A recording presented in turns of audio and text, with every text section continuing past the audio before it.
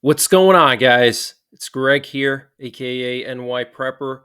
It is Friday, February 16th, 2024, and I have an emergency alert to share with you guys. Right now, it is 2:08 p.m. Eastern Time here in the United States, and we have some major breaking news coming in from Russia today. So, Alexei Navalny has died in prison in the Ural Mountains in Russia in the IK3 prison.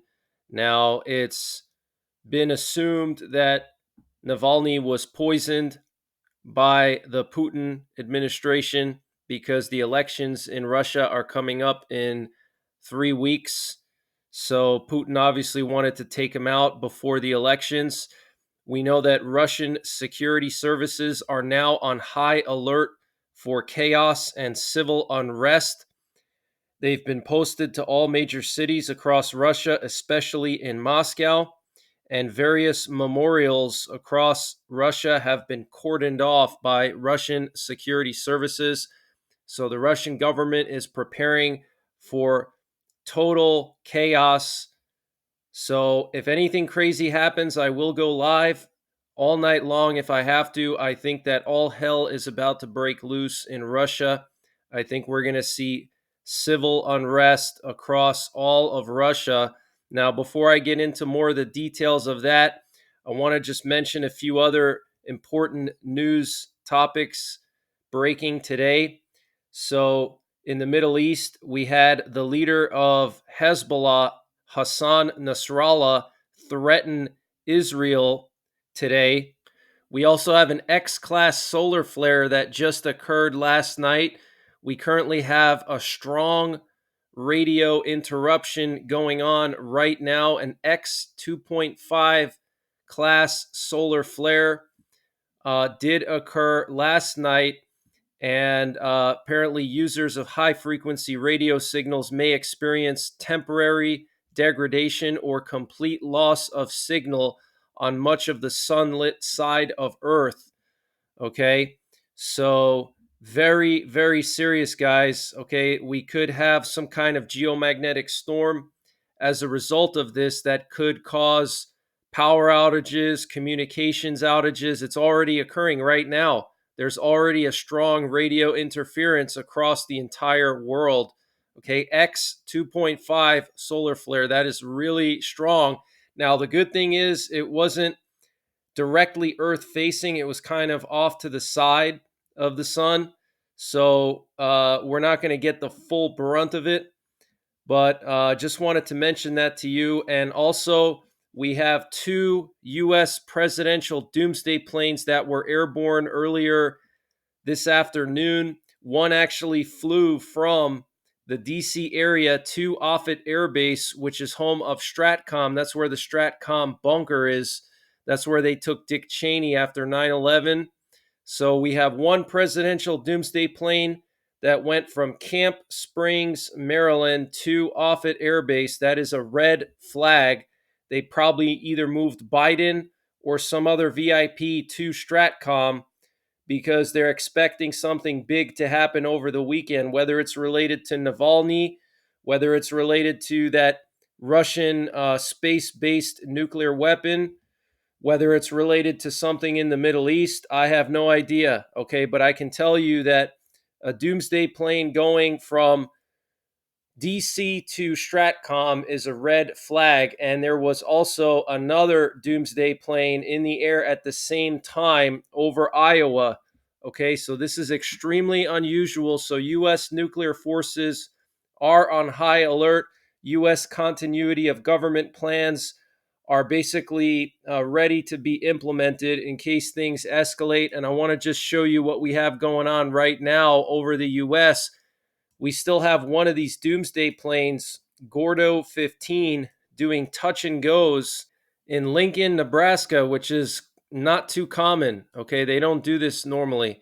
All right, so one doomsday plane going to Offutt Air Base from DC. There's a bunker there, a nuclear war bunker underneath Omaha, Nebraska. That's where the U.S. president could command the entire U.S. military from Stratcom. Okay, Strategic Command is basically the brain of the US military. They can command all other combatant commands from Stratcom. All right. And we have this other doomsday plane looping here. So it's probably just functioning as a backup. Okay. It's basically just doing touch and goes. It's ready to deploy if something escalates. Okay. So want to just show you guys some video footage here coming out of Russia. We already have arrests in Russia right now. People are being arrested in St. Petersburg. This is coming from St. Petersburg. Some Navalny supporters were putting flowers in front of monuments and memorials, and they were arrested for that. Okay. Now, I do expect all hell to break loose tonight in Russia, guys. Okay. Want to just read to you some more information about this whole situation. Apparently, Navalny's wife said today at the Munich Security Conference that it is necessary to punish Putin for atrocities committed against Navalny. Okay. So they want to punish Putin now. They're talking about punishing him. All right. Biden and the UK and various Western leaders are talking about punishing Putin. Okay. And Russia's prosecutor's office warns citizens against participating in Navalny protests in the center of Moscow, which is being called for on the internet. Okay, so here you can see they're arresting this woman for basically no reason at all. They even have the dogs out. All right, look at this. This is insane. Okay, so it's already begun, guys. Okay, this is just the very beginnings of what I believe is going to be massive civil unrest across all of Russia. Okay, and Russians in Moscow were lining up earlier today to lay flowers for Alexei Navalny at a memorial to Gulag victims outside the FSB headquarters. Biden said that he was shocked but not surprised that Navalny died. He said he is looking at a number of options to hold Putin accountable. He said Putin is responsible for Navalny's death. And the president of the European Commission, Ursula von der Leyen, and the Minister of Foreign Affairs for the EU, Joseph Borrell, said, "We will spare no effort to prosecute the leadership and political authorities in Russia for the death of Navalny. We demand that Russia settle all the facts and immediately release all political prisoners." Okay, so the EU, Biden, all these Western leaders are looking at ways to punish Putin. Okay, but as you can see here, it's already begun, guys. The chaos has already begun. This is just the very beginnings. Okay, Navalny had a huge following in Russia. At least 30% of Russians were supporters of Navalny. That's a lot of people, guys. You're talking about a country of 150 million people. That's 50 million people who supported Navalny. That's a lot of people, guys. If they take to the streets, we could see something like 1917 or 1993 again. Okay, we'll have to wait and see, but I have a really bad feeling. So most likely you're probably going to see me live tonight, okay, covering this whole situation.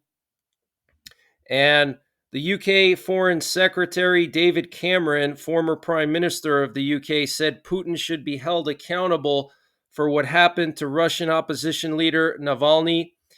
And the Federal Penitentiary Service of Russia for the Yamalo-Nenets Autonomous Okrug reported that on February 16th, 2024, in Correctional Colony Number 3, Navalny felt ill after a walk, almost immediately losing consciousness.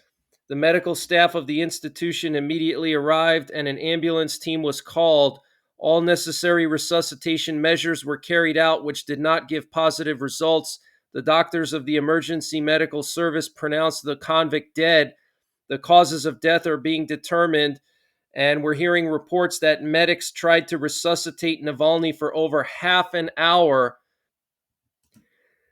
And the Russian Foreign Ministry said America must exercise restraint and wait for forensic results regarding Navalny's death. Ukrainian President Zelensky said that obviously he was killed by Putin. Latvian President Edgar Rinkovics said Navalny was brutally murdered by the Kremlin. This is a fact and something that needs to be known about the character of the current Russian regime. Norwegian Foreign Minister Espen Barth Eide said the Russian government bears great responsibility for Navalny's death. And Russian State Duma Chairman Vyacheslav Volodin, that's like the equivalent of the Speaker of the House here in the US, said Washington and Brussels are responsible for Navalny's death. Our investigations continue. Wow, that is just absolutely insane. So I'm going to continue to monitor this situation. Here we have a picture of some of the Russian security services being deployed around various cities and around Moscow, okay, in Russia. And this update was sponsored by My Patriot Supply. Guys, My Patriot Supply is doing a discount on their 1-month emergency food supply. And to get the deal, you got to go to preparewithnyprepper.com, and the link is in the description below this video. This is a 1-month freeze-dried food supply. It has a 25-year shelf life. Normal price is $237. They've dropped it down to $177. So that's a savings of $60. And it's all packed within 2 rugged, water-resistant buckets. Free shipping is included. $177 for 1 month of food. Where are you going to find a deal like that? They also have a general store, and they're always running discounts in their general store on various prepping and survival items. They have everything from MREs, potassium iodide, to survival seeds. And to get to their general store, you got to click on the My Patriot Supply logo at the top of the page when you get to preparewithnyprepper.com. And you'll see when you get there, they have everything you can imagine. So use the link preparewithnyprepper.com to get $60 off the My Patriot Supply 1-month emergency food supply. That's $180 for 1 month of food, free shipping included. The link is in the description below this video. And also check out their general store. They have everything you can imagine prepping and survival related, and they're always running various discounts there. And here we have some video footage showing Russians lining up to drop flowers on the Gulag Memorial in honor of Navalny, okay? And you can see there's actually police there. Isn't that crazy, guys? Okay, there's a lot of people out there that idolize Russia, and they think that, Russia is like the best country in the world. Well, you can't even put flowers on a memorial without having, dozens of heavily armed police officers watching you. That's what it's like to live in Russia, okay? It's not all sunshine and rainbows like a lot of people here in the West believe it to be, okay? But lots and lots of people here coming to drop flowers.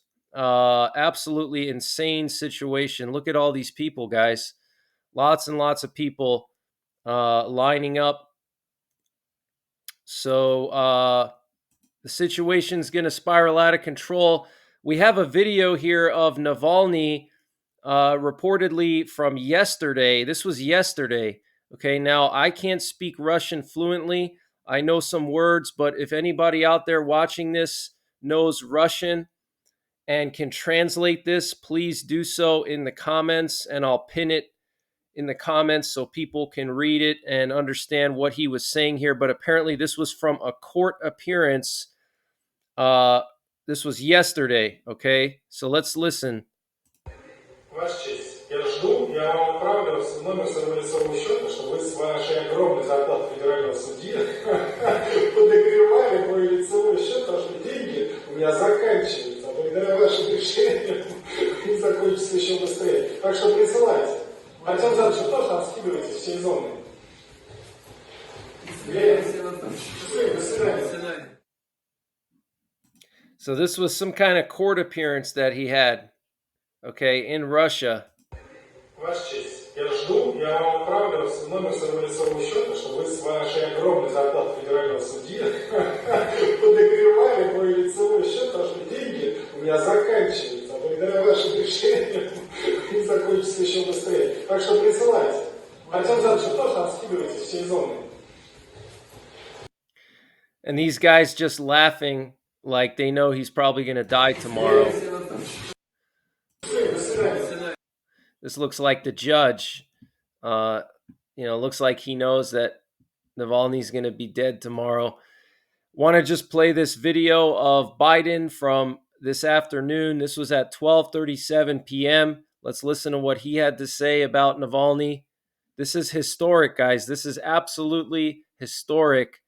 Okay, we are now back to the Stalin era, basically. Okay.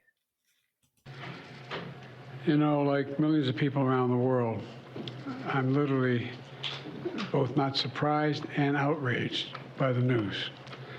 Reported death of Alexei Navalny. He bravely stood up to the corruption, the violence, and all the bad things that the Putin government was doing. In response, Putin had him poisoned. He had him arrested. He had him prosecuted for fabricated crimes. He sentenced him to prison. He was held in isolation. Even all that didn't stop him from calling out Putin's lies. Even in prison, he was a powerful voice for the truth, which is kind of amazing when you think about it. And he could have lived safely in exile after the assassination attempt on him in 2020, which nearly killed him, I might add. But he was traveling outside the country at the time. Instead, he returned to Russia. Knowing he'd likely be imprisoned or even killed if he continued his work. But he did it anyway, because he believed so deeply in his country, in Russia. Reports of his death, if they're true, and I have no reason to believe they're not, Russian authorities are going to tell their own story. But make no mistake, Putin is responsible for Navalny's death. Putin is responsible. What has happened to Navalny is yet more proof of Putin's brutality. No one should be fooled, not in Russia, not at home, not anywhere in the world. Putin does not only target his citizens of other countries, as we've seen in what's going on in Ukraine right now, he also inflicts terrible crimes on his own people. So Biden clearly calling out Putin, saying he's responsible for Navalny's death. And what's very dangerous about this whole situation is not just the civil unrest, but if nothing happens, if let's say Putin gets away with this, let's say there is civil unrest and it's not enough to unseat him, Putin is going to feel unstoppable at this point. Okay, he's going to feel like nothing can hurt him. Okay, because look, he invaded Ukraine, took 30% of their territory. Nothing serious really happened to him. I mean, he lost some tanks, he lost some men, but it wasn't anything that he couldn't replace. Okay, now he's taken out the main opposition leader in Russia. Okay, just a month before his election. And also he took out Prigozhin. Okay, so he eliminated two of his biggest potential challengers and their entire following. And he invaded a foreign country, a sovereign foreign country, and he got away with it. Okay, so now Putin is going to really feel unstoppable. Okay, he's going to feel like nothing can hurt him. And that's when we really have to be on high alert, because he could go after NATO countries. He could go after the Baltics, Poland, Moldova. Okay. Want to just read to you what House Speaker Mike Johnson said. He wrote here in a statement: Vladimir Putin is a vicious dictator, and the world knows he is likely directly responsible for the sudden death of his most prominent political opponent, Alexei Navalny. Putin has shown his willingness to use extreme measures, including the use of radioactive material, to attack his enemies and expand his power. If confirmed, this action is emblematic of Putin's global pattern of silencing critics and eliminating opponents out of fear of dissent. This is the latest attempt to send a message to those working to confront Moscow's aggression. In the coming days, as international leaders are meeting in Munich, we must be clear that Putin will be met with united opposition, as Congress debates the best path forward to support Ukraine, the United States and our partners must be using every means available to cut off Putin's ability to fund his unprovoked war in Ukraine and aggression against the Baltic states. Wow. He mentions the Baltic states, guys. Look at that. Putin's ability to fund his unprovoked war in Ukraine and aggression against the Baltic states. Wow. Okay, so obviously Mike Johnson has intelligence that Russia's either planning something against the Baltics or is already doing stuff against the Baltics. Okay, and we just don't know about it yet. So this is very serious, guys. Okay, very interesting. Mike Johnson showing support for Ukraine here in this statement. So I'm going to be monitoring the situation, and I'll probably go live tonight because I do expect massive chaos in Russia. We have reports of power outages at the Baghdad International Airport. Apparently, Iran took precautions today by cutting off electricity at the Baghdad International Airports and its surroundings while making shipments to the Iranian militias operating in Iraq. Okay, so they cut the power so the U.S. could not see the weapons shipments coming in to the airport. Okay, so this is very, very interesting. All right. So this is the Baghdad International Airport right here. You can see the emergency lights are on. Very interesting. And there's an ongoing incident in Rafah along the border with Egypt and Gaza. Gunfire and kabooms are reported. The cause is currently unknown. One of the buildings at the Rafah crossing is now on fire. Wow, guys. And here we have some video footage coming out of Iran yesterday. There was some type of a kaboom at a chemical facility in northern Iran. Look at that, guys. Okay, I don't believe that that's just, organic kaboom. Okay, organic meaning just an accident. This was probably some kind of sabotage.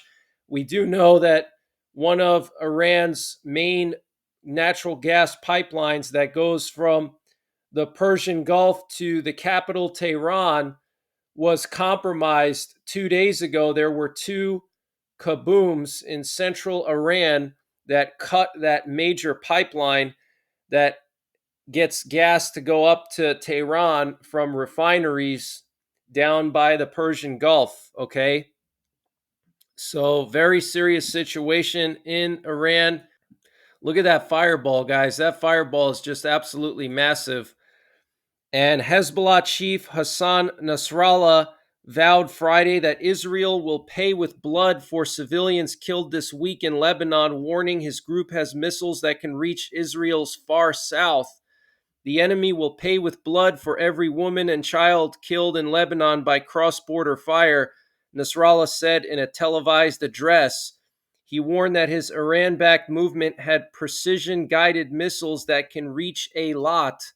Eilat is all the way down on the Red Sea, okay? That's in southern Israel, on Israel's Red Sea coast, well beyond the northern towns it usually targets in retaliatory strikes. Wow, guys.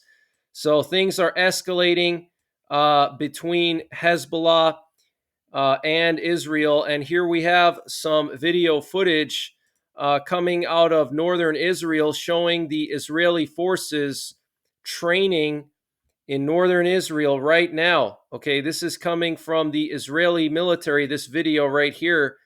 Okay, they're practicing for a massive ground campaign into Lebanon, guys.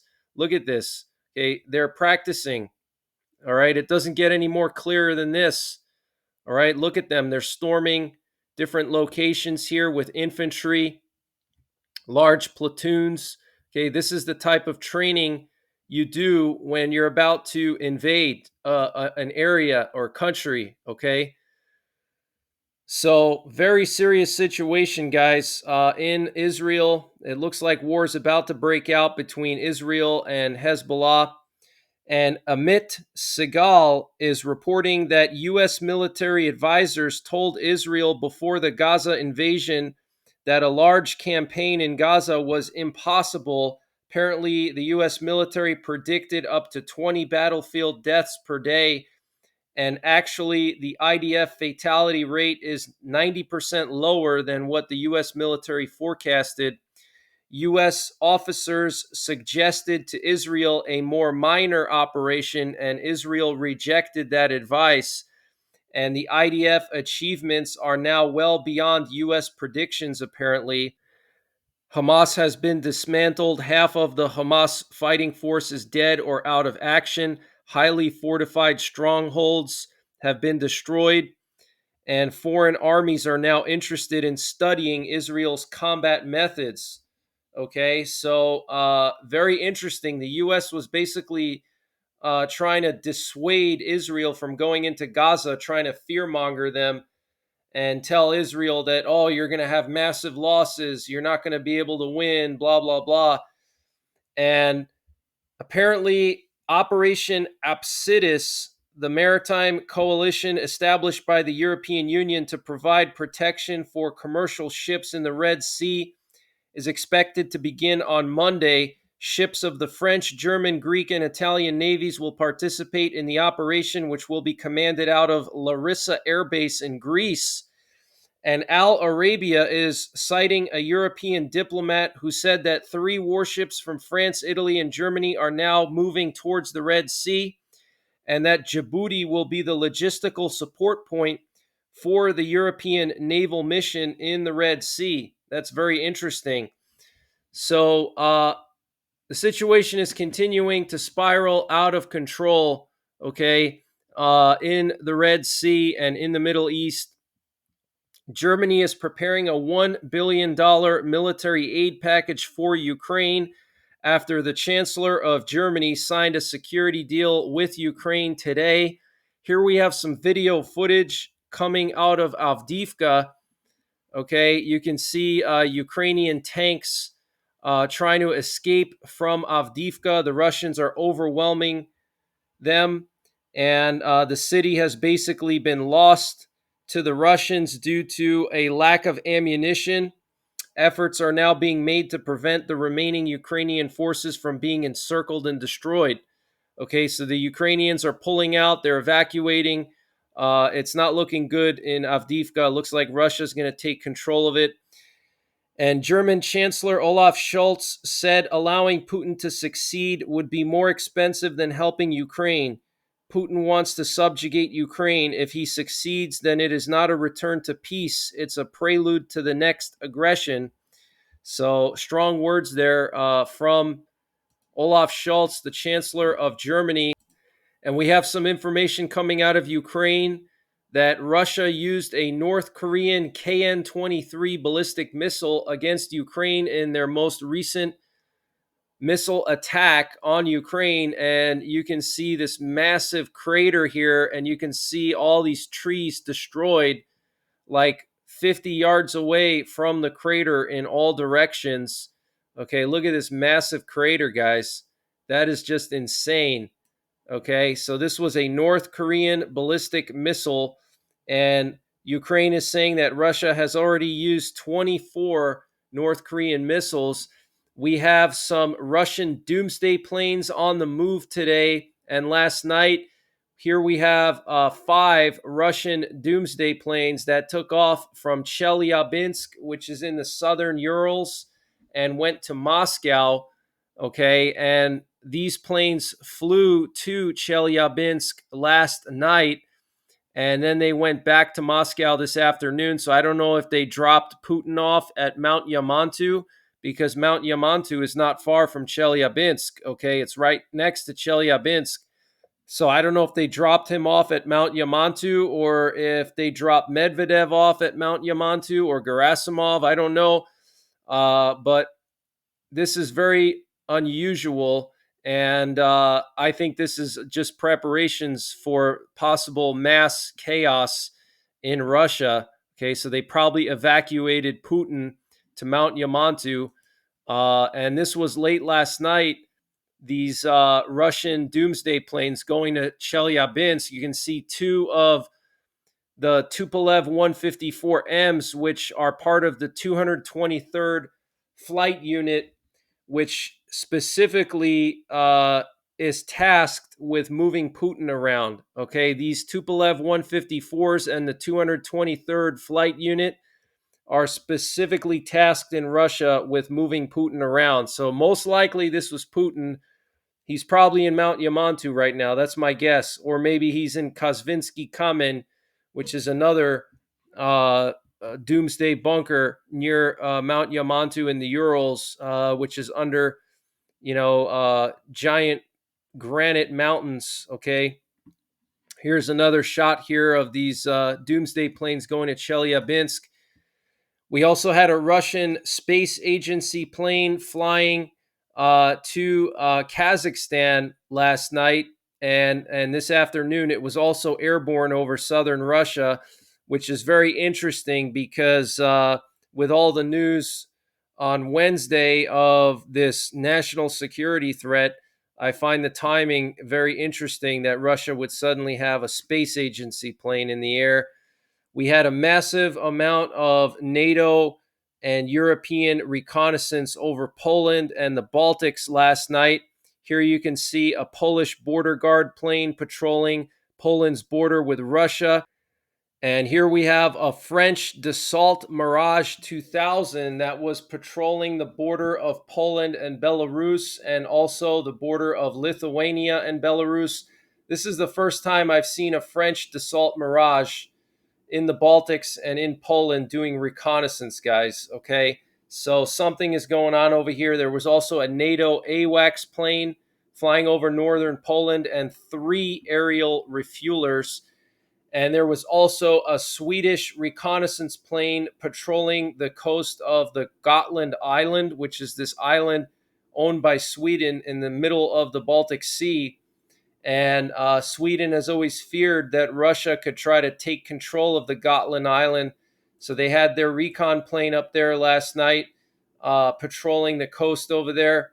So something's brewing over here. And then earlier this morning, we had a U.S. sub hunter, a P-8 Poseidon, patrolling off the coast of Kaliningrad.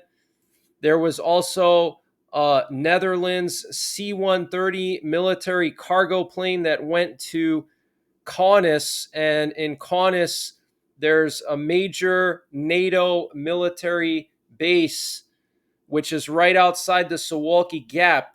Okay, so NATO is moving some equipment into Lithuania, and yesterday I posted video footage of this U.S. Army convoy in northeastern Poland in Białystok, which is actually right here, just south of the Suwalki Gap. There was a massive U.S. Army convoy in this area right next to Belarus. We know that Russia has thousands of troops in northwestern Belarus and southwestern Belarus. Okay, so very, very concerning. And here we have a Russian Ilyushin 76 plane that went to Syria last night. Very interesting. And a senior U.S. defense official says that the U.S. estimates at least 315,000 Russian forces have either been killed or wounded in their war against Ukraine, and that Russia has spent the equivalent of $211 billion on the war in Ukraine. I don't know if I believe that. That's a huge number, but that's what a senior U.S. defense official said. So he must have some good information. North Korea appears to have amended its national anthem to remove a reference to the Korean Peninsula amid a purge of anything representing unification with South Korea. The U.S. Department of Justice says it has disrupted a Russian intelligence hacking network. U.S. Deputy Attorney General Lisa Monaco said the actions prevented Russian-sponsored hackers from carrying out cyber attacks using compromised U.S. routers. The U.S. Department of Justice said the court-authorized operation neutralized a network of hundreds of small office and home routers that were controlled by Russian intelligence and used to commit all sorts of crimes. The GRU, that's the Russian intelligence service, relied on the MuBot malware, which has been linked to a well-known criminal group. Non-GRU cyber criminals installed MuBot malware on Ubiquiti Edge OS routers that still used publicly known default administrator passwords. The GRU hackers then used MuBot to install their own scripts and files that repurposed the botnet, turning it into a global cyber espionage platform. Wow, guys. Okay, so they hacked into hundreds of small office and home routers and basically used them to spy on America. Okay. Recent reports of mysterious lights spotted by multiple pilots over the Canadian prairies have now caught the attention of aviation authorities in Canada and the US, including NORAD. Radio transmissions reveal pilots and ground control discussing the presence of UFOs flying in a formation far above conventional aircraft altitudes. In addition to the radio recordings, there are numerous reports, photos, and videos repeatedly captured over the Saskatchewan area, further intensifying the mysteries surrounding these phenomenon. Wow, guys. Okay, so lots of breaking news here. I'm going to be back later on tonight, either with a video update or I might go live, depending on what happens in Russia. If any kind of chaos begins, I will go live. So make sure you're subscribed. Hit the bell icon down below so you get notified when I do go live or when I post these updates. And until then, take care, God bless, and don't forget the 3 Ps: prepare, practice, and persevere.